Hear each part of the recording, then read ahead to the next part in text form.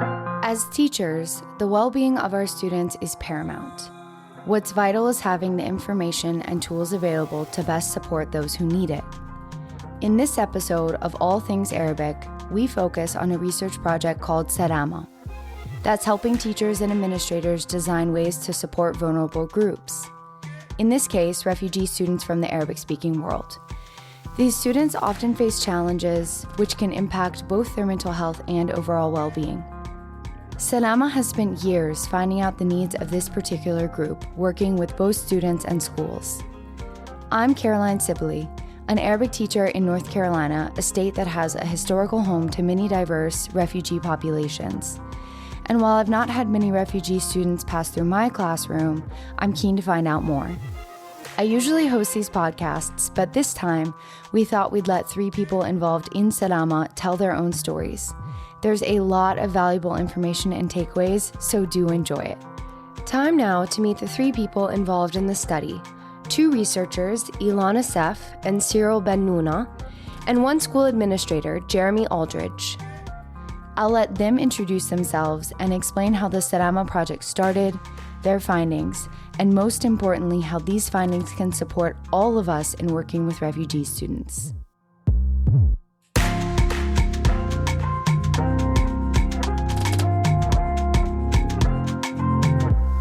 So I'm Ilana Seff. I'm one of the researchers for the SALaMA study.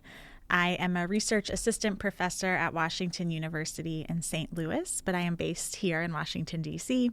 And my work focuses broadly on trying to understand the well-being, the safety, the mental health of vulnerable populations, especially those who've been affected by forced displacement.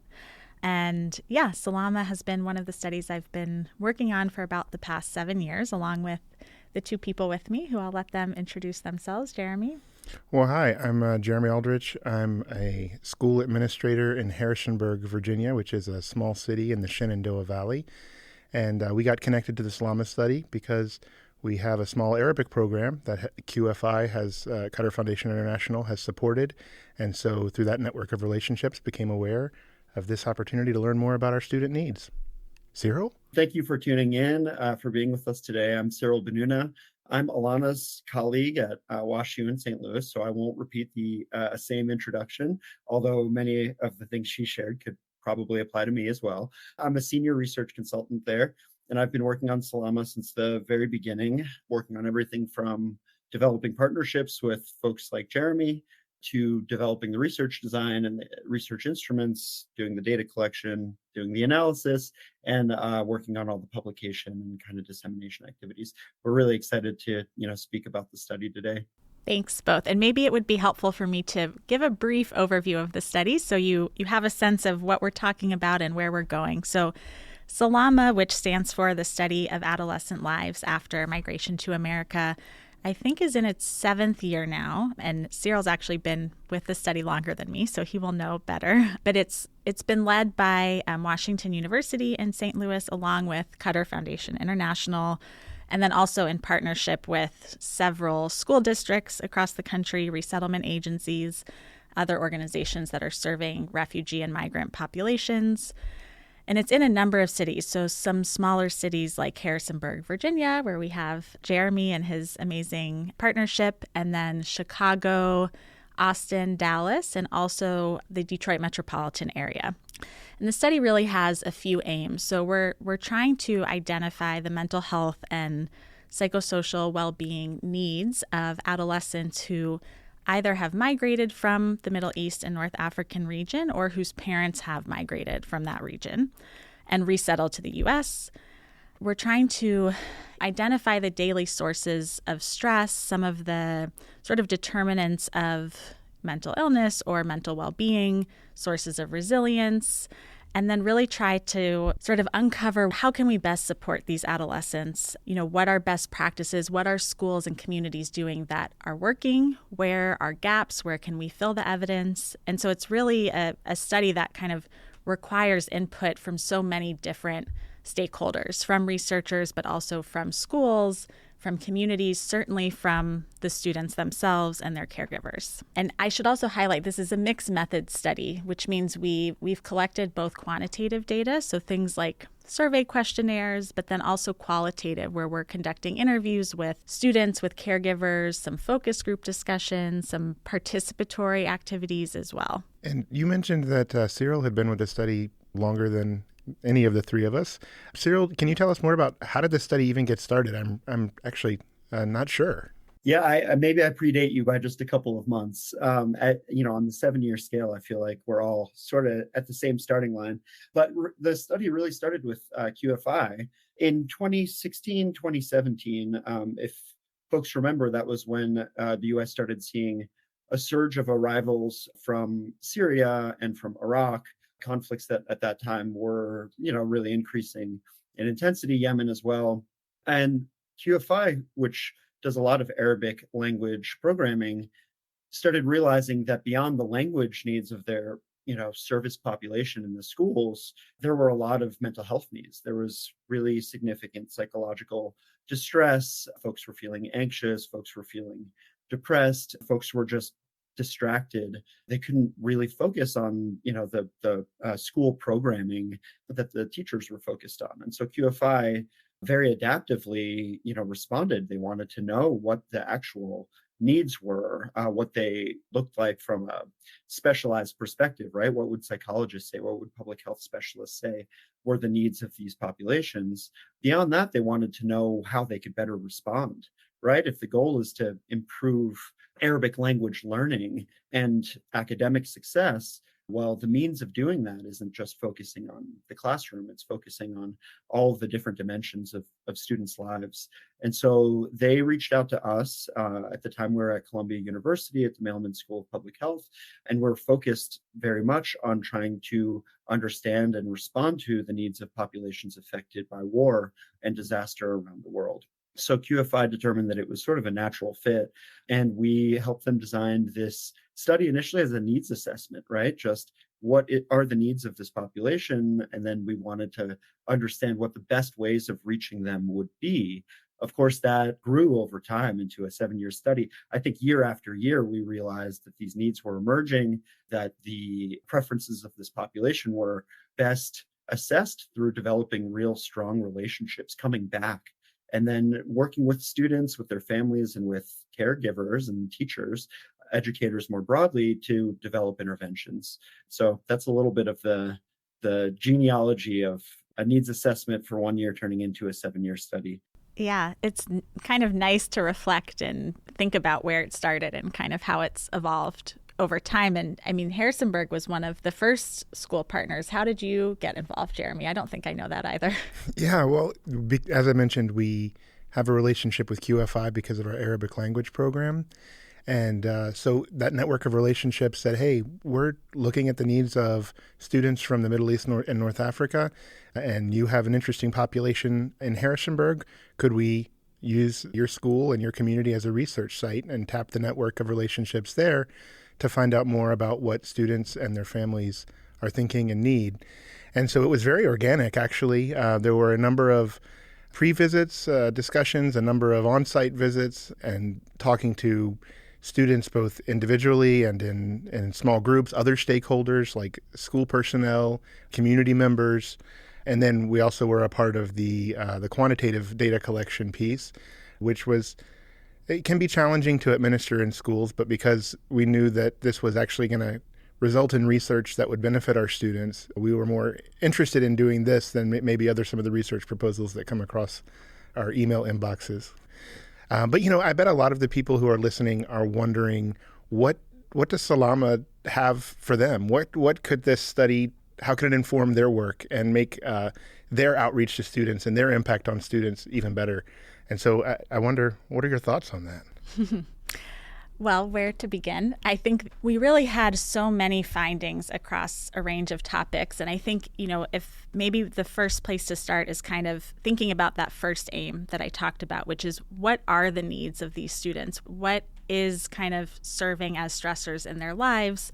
And how do those stack up to the needs of adolescents who are born in the U.S. or other newcomer adolescents who are coming from other regions or other countries of origin? And so I think there are certainly needs that we uncovered that align with other newcomer students. So things you might expect, discrimination, harassment, trying to adjust to new culture, not just in the community, but in school, and things that are sometimes small, like, can I have my cell phone out in the hallways? And really trying to navigate those very nuanced kind of norms in the school setting, but then also trying to navigate expectations around gendered behavior, things around balancing expectations around work and supporting the family with prioritizing schooling and future education. And so all of that, I think, really resonates also with other newcomer students, not just this population, but certainly there are also needs that this population faces.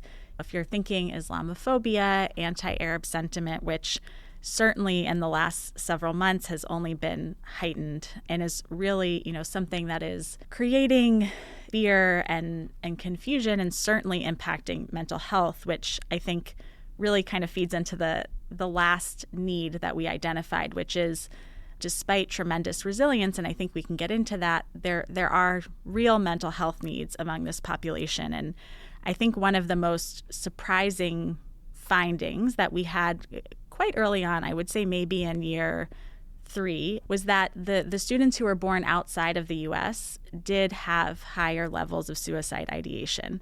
And some of the things that we found, or one real main thing, was how protective feelings of school belonging were to kind of buffer against those mental health impacts.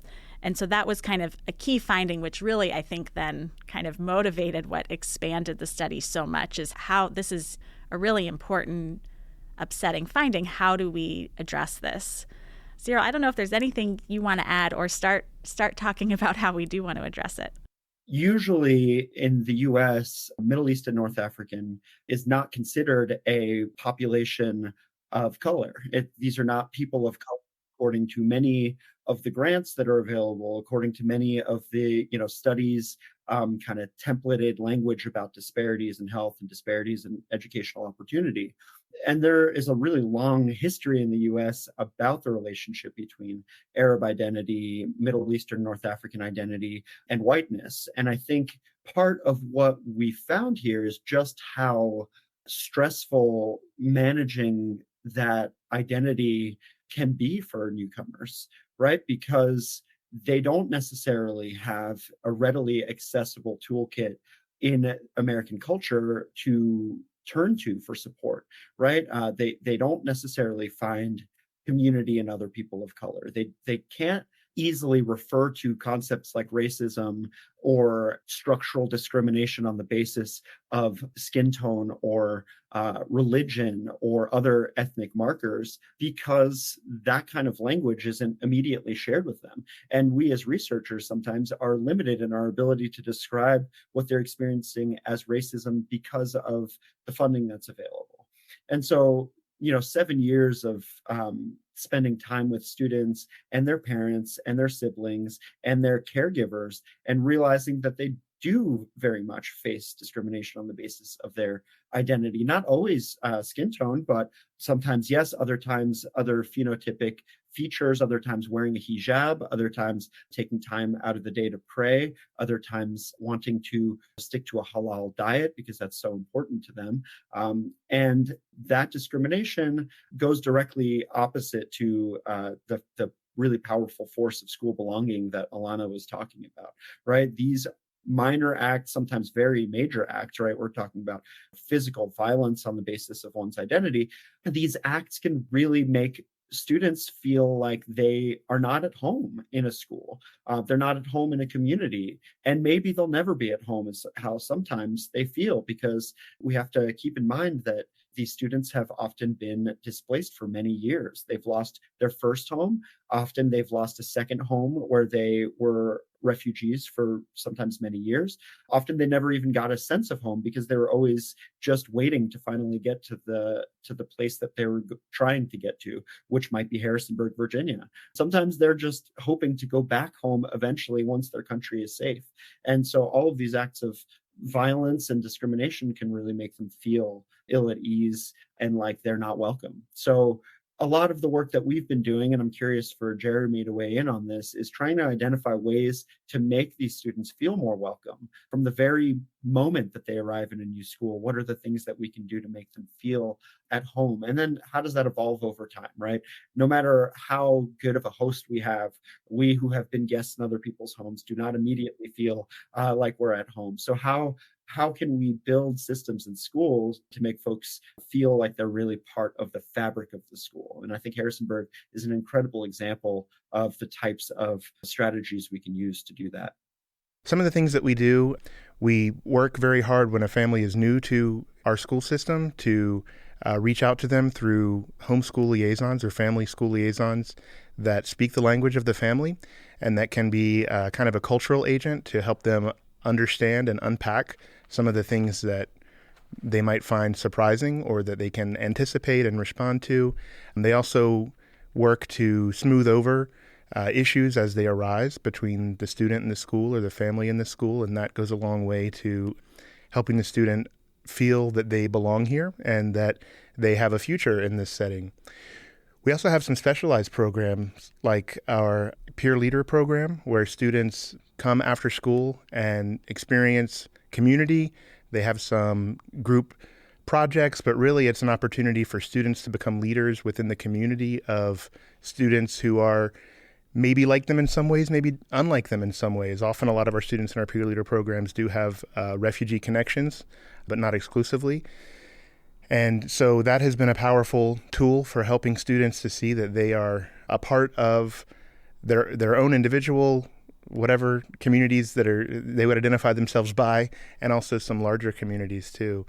I think that it's really, for me, the most important finding from this study was that hope and belonging lead to resilience. And so we want to understand the trauma, we want to understand the stressors, and I think that this study provides some valuable insights into what those are and into quantifying maybe what some of us had suspected might be stressors on students.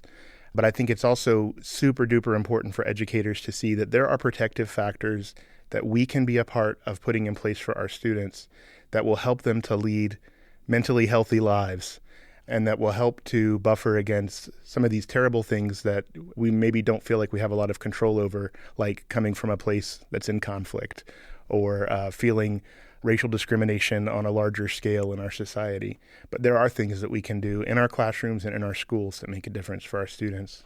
Yeah, that's a great point. And I think it's one of the things that stood out for me too. And it's not just about what are these things that we can do to bolster hope and resilience and relationships, but what can we learn from students themselves? And we did some work in Michigan where we had these really in-depth conversations with students that included both students who had migrated from the Middle East, but also whose parents had migrated from the Middle East and North African region. And I was truly blown away from them. I mean, the conversations that they had and the kind of sense of self and self-confidence. As I was reading the transcripts, I kept thinking, I really wish I had had that level of sense of self in high school. And it was really inspiring to see. And I think one of the things that also really amazed me is the ways that Jeremy, you were talking about the importance of these peer relationships. And I was so impressed with the way that they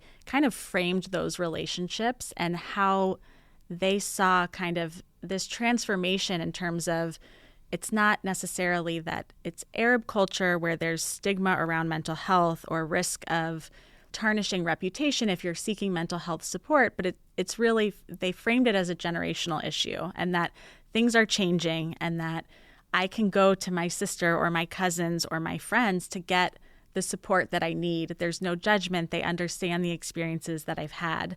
And those relationships looked like a lot of different things. It could be with people from their country of origin.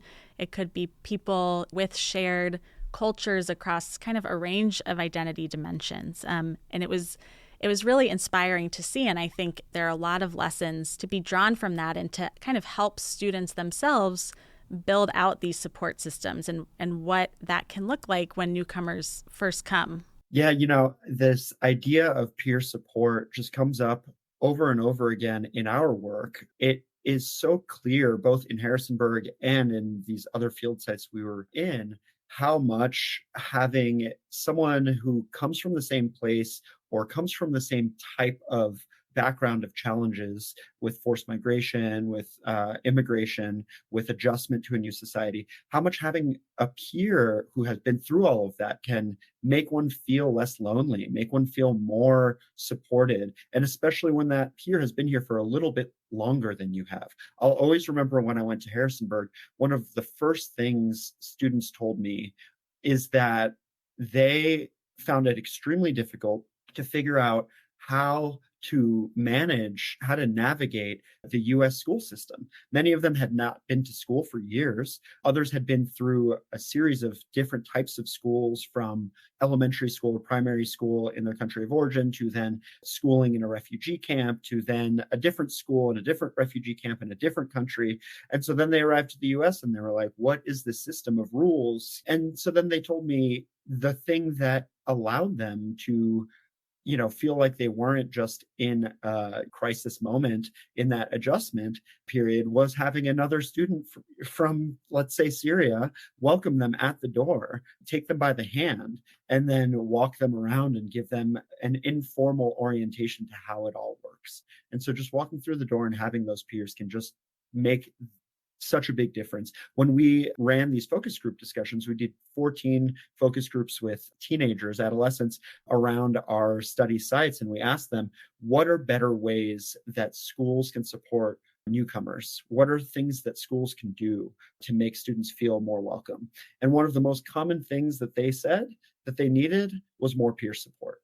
Some of the other things that they mentioned was, English language support. I think students wanted to sometimes strike a balance between learning English and also learning Arabic, right? Because even if they come into a country with some degree of Arabic learning, these are students after all, right? If they were still in Iraq or Syria, they would still be taking Arabic classes, right?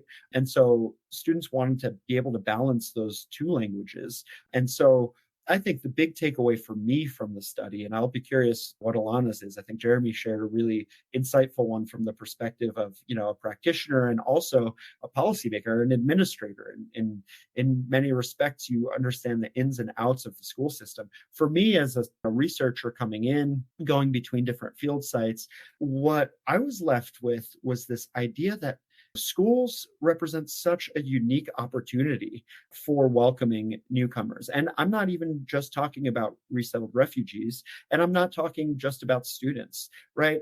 Folks come here often as families or as a group of intergenerational kin, right? Folks that have networks of which some are students and some are not. And yet schools are this place where we can reach those who may be the most vulnerable, maybe the struggling with the greatest level of change, with the least amount of support to begin with, right? Youth, children. But when we reach them, we can also reach their caregivers. We can also reach their siblings who may be too old to be in school.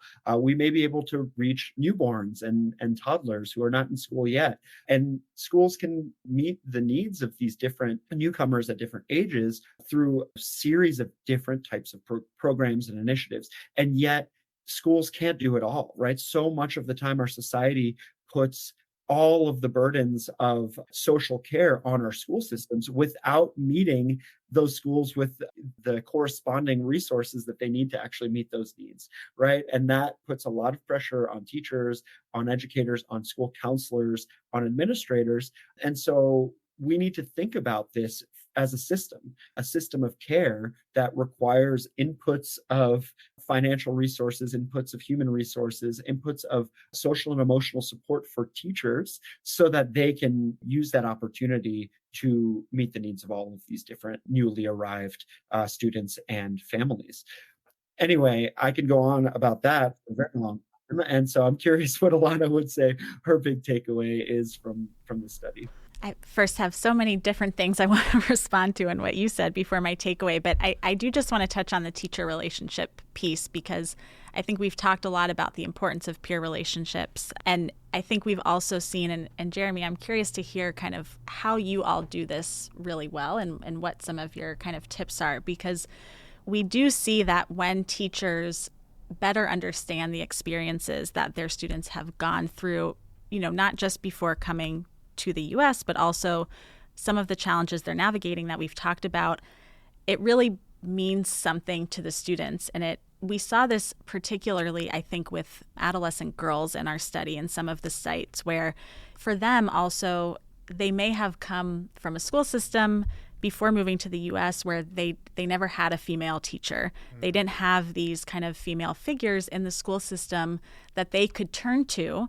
And now that was kind of abundant. And they really developed these close relationships with female figures in the school, not just teachers, but counselors and administrators as well, that were really empowering for them. And that wasn't always the case. You know, we also had examples of students telling us about instances when there was a substitute teacher in the school who would say something that was discriminatory or comment on a girl wearing her hijab. And those instances certainly stood out to them. So it is important to ensure that teachers are trained in this and really are aware of these kind of cultural nuances. And it really can make a big difference. And I'm just curious, Jeremy, kind of what is your school's approach to that? Yeah, I think it's been a culture shift or culture growth in our school system over the last 20 years, I would say, as we have more and more students from a variety of backgrounds. And I think that one of the things that we do a pretty good job at is resisting the urge to pity as we understand, to grow in our understanding, to be curious about where the students are from, but resist the urge to pity and instead to find things to celebrate and to pick up on a word that you used, Ilana, to empower our students. Think about what we can do within the limited control that we have to empower our students to realize their own dreams and to activate their identities and to really just be who they are in a proud way that carries them forward into a bright future. And I know that sounds kind of Pollyanna, but starting with that sense that educators have a role as empowerment agents, and we can't fix the whole world, and we wish we could. And you know, Cyril mentioned like schools do have this wide impact, and they're one of the few places in our whole society, at least in the U.S., where you see the whole cross section of a community in one place. And so there's a lot of pressure to perform and to achieve and to do something with that access. And that's real. And we acknowledge that we can't fix everything in the whole world to the schools, but we do have this ability to empower and to celebrate our students. But, you know, we talked about other ways that Harrisonburg has served students and their families, but you guys saw some other models of ways that schools celebrated their students and served the families that I thought were pretty intriguing, like the photo. I'm forgetting the name of it now, but PhotoVoice. PhotoVoice. Yeah. What was that?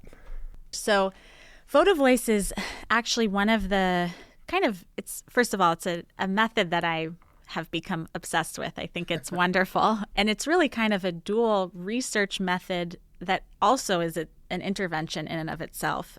So what it is students are given prompts, and the prompts that were part of this program were, what does belonging mean to you?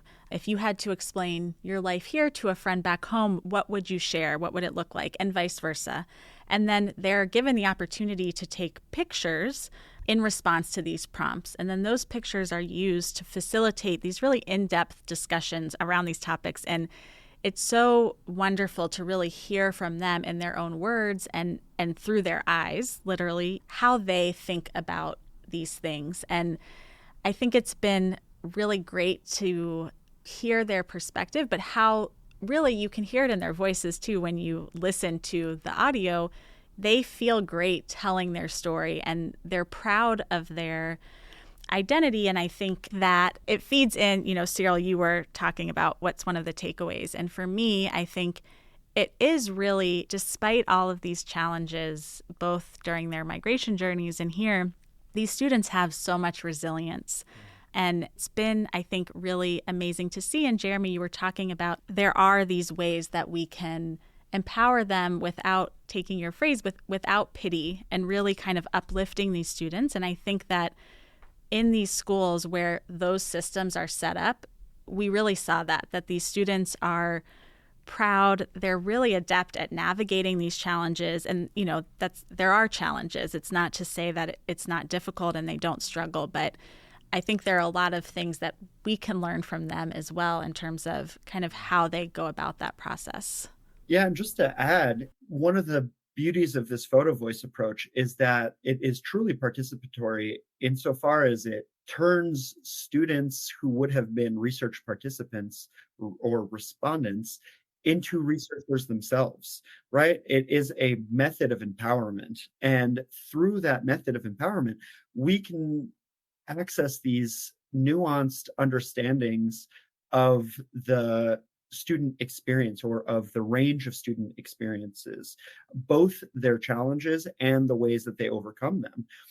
One of the main takeaways that I keep coming back to, that I remember learning kind of in the first couple of weeks in the field in Harrisonburg and in Austin, is that there's a real tension, and I think Jeremy's getting to this, between being targeted and responsive and sensitive to the needs of particular students, and on the other hand, tokenizing them or reducing them to a category that for one reason or another we're focused on, whether that category is refugee or someone who's been traumatized or someone who's in need, right? Or an Arab American or right? We can keep on going. And if we use these categories too much, if we depend on them too much, then we end up flattening all the other parts that makes, right? If we focus on their Arab American identity, we might forget that they're also a daughter. We might forget that they're also a sister. We might forget that they're also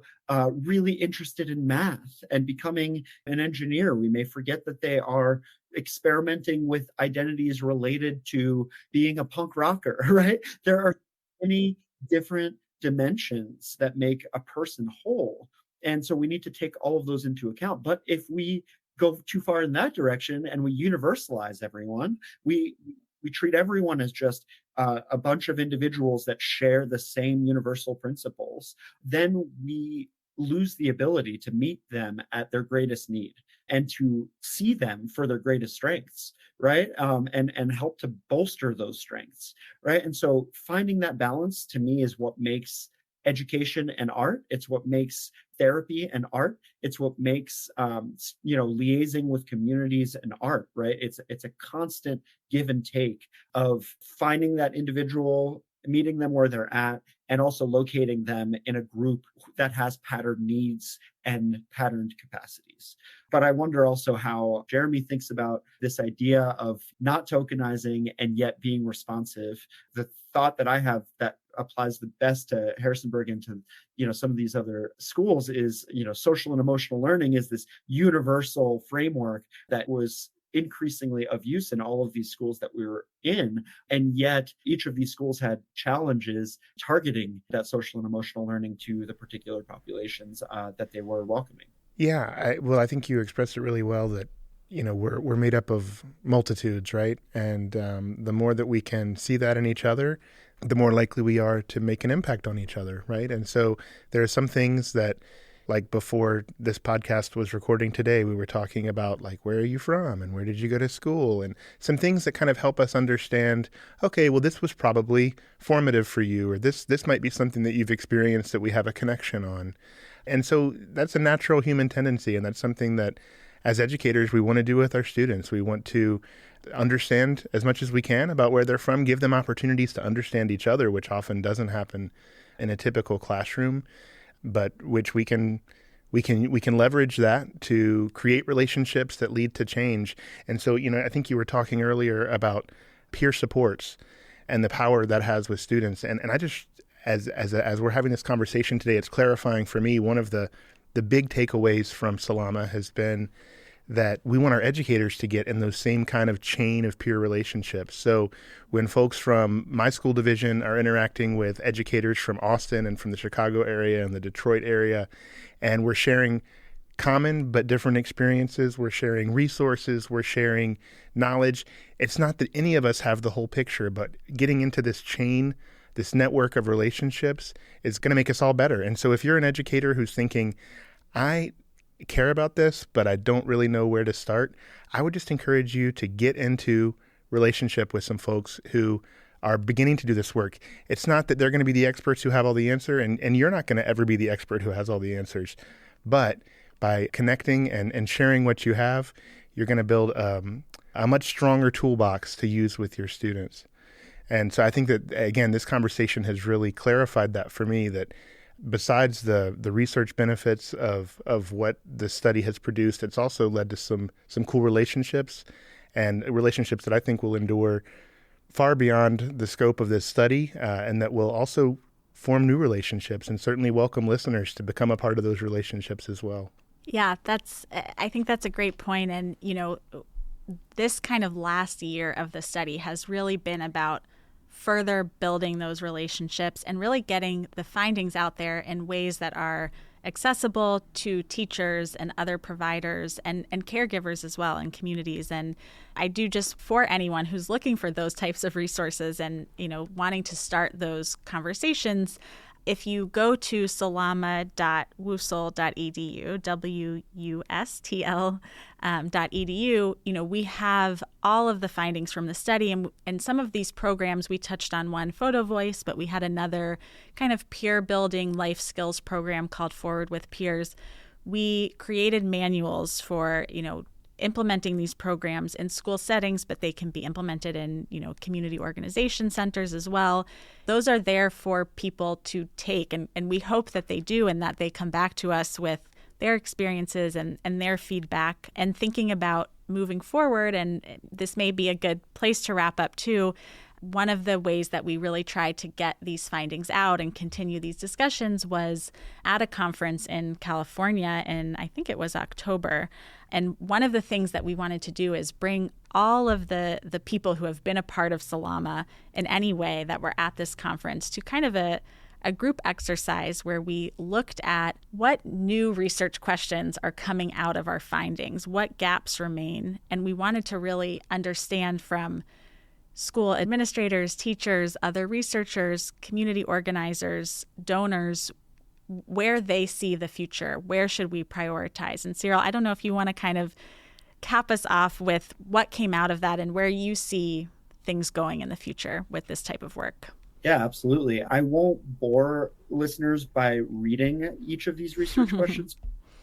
They're quite detailed and have many commas, but these will be published in the coming months in a conference report. But the long and short of it is, one, the group wanted to have more studies that try to understand preventive and culturally responsive mental health practices for newcomers.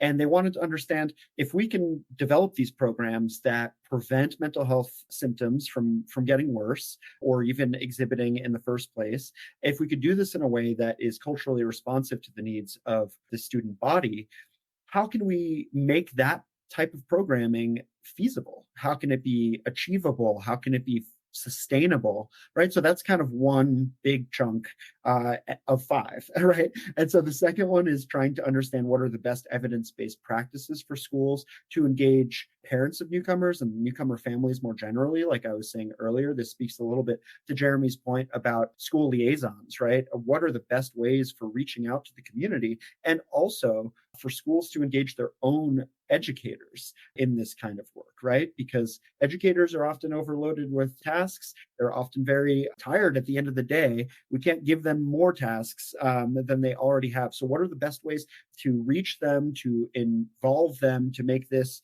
sustainable for them as well? The third category of kind of questions is like, what are the long-term outcomes of newcomer students, right?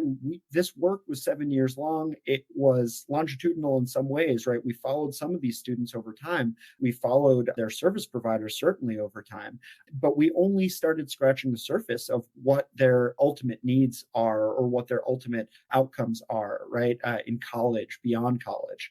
Fourth is what are the best, language learning approaches? What are the most effective language learning approaches for newcomer students, not just in terms of teaching English, but also in terms of retaining their home language, in terms of supporting their mental health and psychosocial well-being and their academic achievements beyond language capacities.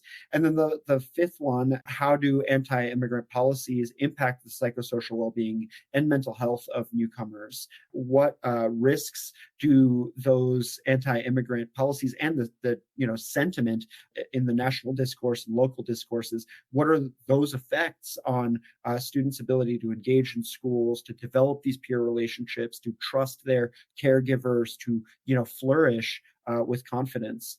So anyway, those are the 5. I encourage listeners, if you're interested in these questions, to pursue them in your own lives, in your own professions, but also to reach out to us if you have any interest. And we'll make sure to share this report down the line when it's publicly available. Cyril, you had alluded earlier to the importance of these students kind of retaining their Arabic language and the fact that they're adolescents, they're still learning Arabic the way that I was still learning English in 11th grade. And I don't know if you can speak to the findings around how to best support Arabic language learning. Yeah, so one of the things that I really appreciated with our partner schools was that they were focused on teaching Arabic as a real asset in people's lives, both to Arabic heritage speakers as well as folks that were just interested in Arabic because it is a major world language. But it was not always the case that teachers valued heritage language retention to the same level that they valued English language learning. And often we found that educators saw or assumed maybe a trade-off between these two skills. And I think this was really common because we in the US put a really high value on learning language as quickly as possible in order to become an active contributing member of society. And so the more time, I think the assumed logic is that one focuses on English, the less time one may be able to focus on their heritage language. And so what does this look like in practice? Again, these are not ill-intentioned educators. These are not ill-intentioned caregivers. These are caregivers and educators that really want students to succeed, and they want them to succeed and feel confident as quickly as possible. But what that looks like in practice may be that a student is looking for a word in English and they speak to their peer in Arabic, and then they get chastised in class for speaking Arabic, right? And then over time, these little cues that Arabic is a bad thing in class, that Arabic is taking away from one's English, that Arabic is a crutch, right? We hear that language all the time. Those cues teach students that they should put Arabic on the back burner in order to focus on English. And I think that ignores a lot of research that shows that actually bilingualism is really helpful for academic success. Getting better at Arabic will help your English over time. It will also help your motivation for, learning more generally. It'll help your identity formation and your retention of your culture. And so students expressed that same sentiment, and many educators also did as well. I don't mean to paint this as a simple picture.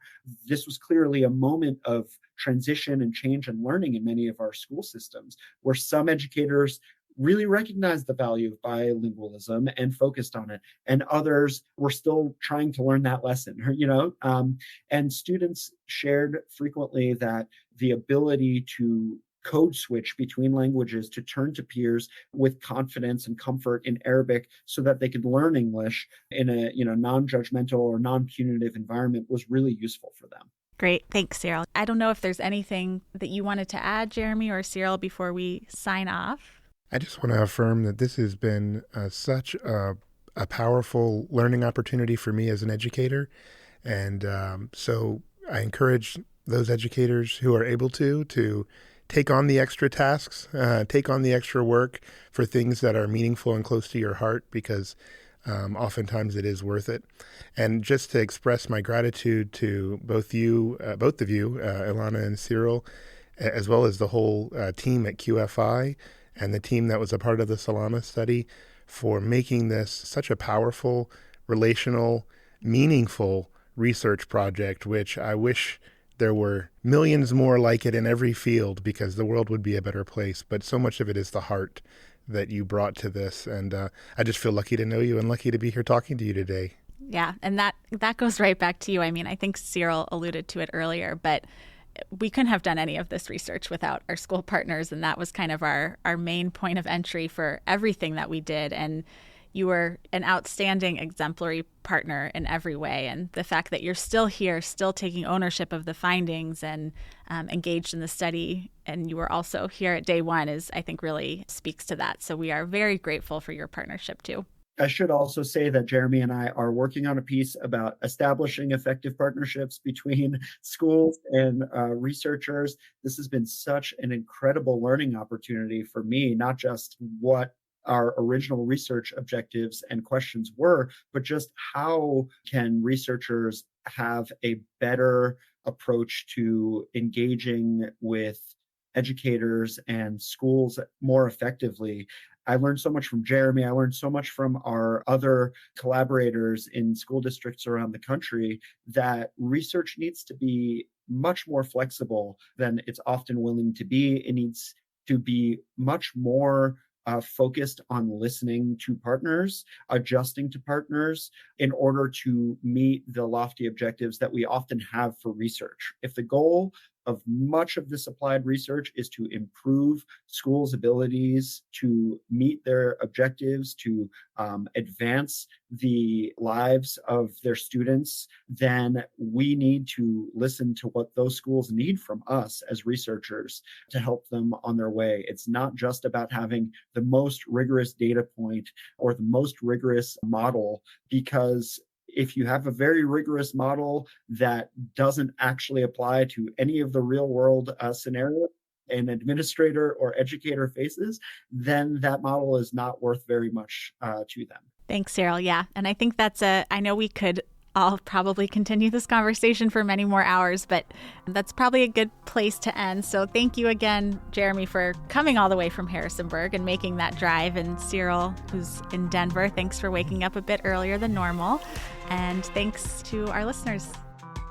Shukran jazilan, and let me also give my thanks to Ilana, Jeremy, and Cyril for sharing their research and experience with us. They mentioned the takeaways of the research, and I think I also have a lot of takeaways from this conversation. To all the teachers and administrators listening in, this is the level of support and inclusion our students need. And our guest today did a fantastic job explaining the difference between celebrating and embracing students' multicultural backgrounds instead of tokenizing or making students the face of an entire culture. I hope you've also enjoyed this episode of All Things Arabic, a podcast made possible by QFI, Qatar Foundation International, a US-based organization that helps make the teaching and learning of Arabic as accessible and professional as all other world languages. Please do visit the QFI website to learn more about opportunities and resources available to language educators and students. And as we heard in the podcast, QFI also supports the SALaMA study. If you enjoyed hearing about the SALaMA research, its findings and practical applications, also tune into an earlier podcast on the Salam Ireland project, which led to a dual English and Arabic program for refugee newcomers to Ireland. I highly recommend it. The program itself is unique, and the impact on the students, who are mostly Syrian refugees, is truly life-changing. And the pilot program was so successful, it's recently been held for a second year, and another school in Ireland has also introduced it for its students. So I'll leave you on that positive note. That's all from us this time. Tune in again soon, and for now, ma'a salama.